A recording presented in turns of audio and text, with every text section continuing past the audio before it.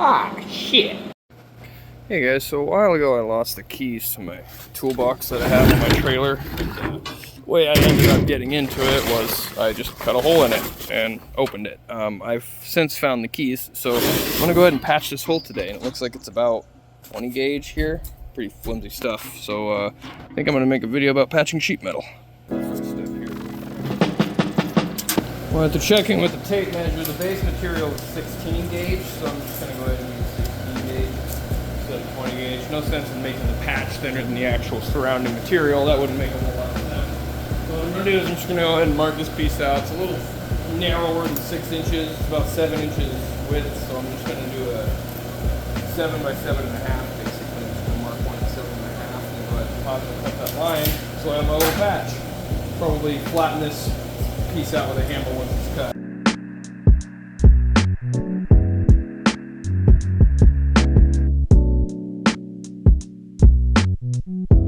Now that was maybe slightly abusive to the anvil, but it did give me a flat square of sheet metal. Oops. Now, I'm going to try to do this with a stick welder, and there's a few reasons for that. The first reason being stick welders are much cheaper and easier to get into. The second reason being shielding gas is expensive, and I found that even if you have a wire feeder, flux core sucks for welding thin stuff. So yeah, I'm going to go ahead and prep this all up and get ready to do it with a stick welder, hopefully with that machine that's sitting right there on the trailer, but we'll see. So real quick, I figured I'd do a demo on exactly what I'm doing as far as the weld pattern goes. So basically, this is going to be the joint. I believe this is called the lap joint. I have the metal sitting on top of the piece I'm welding it to. Now, as I strike my arc, I'm going to be dragging away because I'm using a stick welder, but the pattern I'm using, first of all, I want my rod at about a 45-degree angle where I'm working. This would be 90. This is about a 45 angled towards the direction I'm traveling, which is going to be dragging away. Now, the reason I drag away is because this is depositing slag, and I don't want to be trying to push through the slag I'm depositing. I'd rather just let the slag be behind the fresh weld. Anyways, instead of just a whip and pause, what you can do, now a lot of times what I'll do is I'll do a much larger whip every time and come back to that original spot. So I'll whip out to here, come back, whip out to here, come back, whip out to here, come back, versus just that real shallow whip and pause like you'll normally see with thicker metal. But what I like to do on thinner metal sometimes is to do a little bit of a crescent moon or even circles. Because the biggest thing with thin metal is your movement speed. You're going to need to be moving a significant amount faster than you normally would with thicker metal. But you don't want to move too fast and not be able to fuse. So if this is my joint, right there, there's that line. I'm going to be starting here, moving over to that one piece, and down here, making kind of half moon shapes as I go. You'll see once I'm done what I'm talking about with the pattern that I've drawn here. See, these shapes here are like crescent shapes. Going on here, and that's kind of the weld pattern. I don't know how much that's really going to help you, but I guess you could just watch me do an actual weld. Now the rods I like to use are these super skinny sheet metal rods that I get from Harbor Freight. They're 60-13. These ones are a little rusty, but it doesn't really seem to matter with these, at least not from what I've noticed. I've only found them at Harbor Freight, but these happen to be the perfect things for welding really, really thin metal. I've even repaired exhaust with these things. So you can run them at a super low amperage.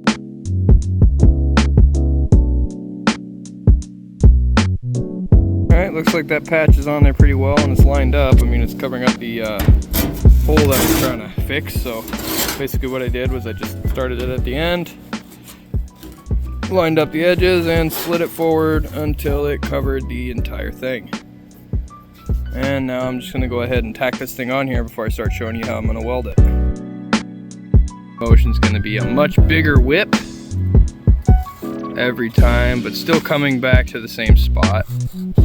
Just that way I'm preheating more of the metal every time I move out to kind of keep the heat off of that little puddle. Because I do want it to get hot enough to fuse, but I don't want to get so hot that it starts to burn through. So that's kind of the technique.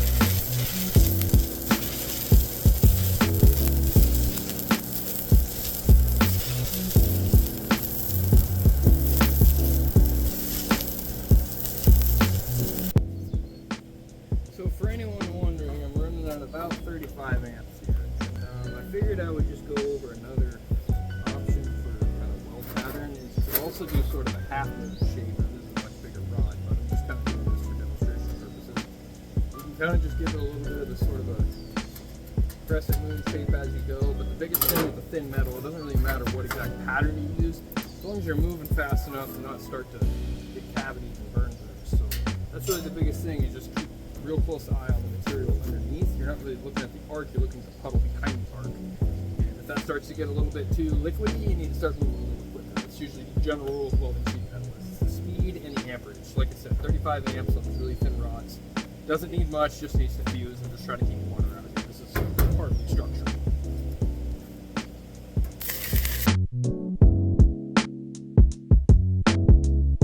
I almost never ever do actual circle motions. It's usually a crescent moon, but on sheet metal with a MIG welder, I tend to actually do circles. So that's just my personal preference, but anyways.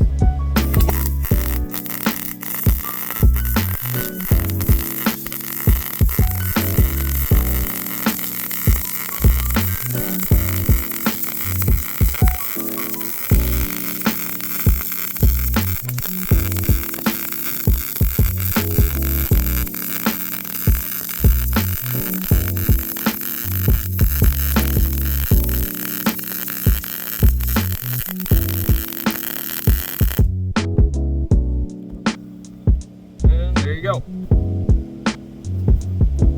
So here's a couple of quick non-scientific ways to verify your welds fusing properly. You can see I don't have cracks on either side. That's a good sign. You can see I got heat marks on either side, which is also a good sign. And then if I go to the back, I can also see my weld line the whole way through on both pieces of metal. It's kind of harder to see on that one underneath, but basically I know that heat is transferring into this side, and I know that heat's transferring into this side, and I know that it's doing that for the entire length of the weld. So to me, that's going to be an okay weld. It's not even just talking about a pretty weld either. Like, this weld's kind of globby and inconsistent, but if I'm looking on the other side, what I'm looking for is fusion, and it does appear that I have that. So I'll call that a good weld as well, even if it's ugly. Especially in this case, I'm probably going to go through and patch every little hole just because it is going to be intended to be waterproof, and then I'm probably going to spray over the inside with Flex Seal, to be perfectly honest with you, just to make sure my tools stay dry. But that wasn't really the point of the video. The point of the video was the welding part. Well, there she be. Admittedly not the most beautiful patch job I've ever done, but I know for a fact it's going to work. Anyways, that's it for the sheet metal patch. I do hope this video did help somebody out and taught you a little bit about welded sheet metal. It's not really that hard. It's really nothing different. You just got to adjust your settings, and you got to adjust your movement speed. You're going to be wanting to weld with a little bit lower settings and a lot higher movement speed, but definitely something that you can do even as a beginner. So I hope for any beginners out there that this video did encourage you to give that a shot. So other than that, I hope you guys have a wonderful rest of your day. If it did help, please consider liking and subscribing. It really does help out the channel. Other than that, I'll see you guys in the next one. God bless.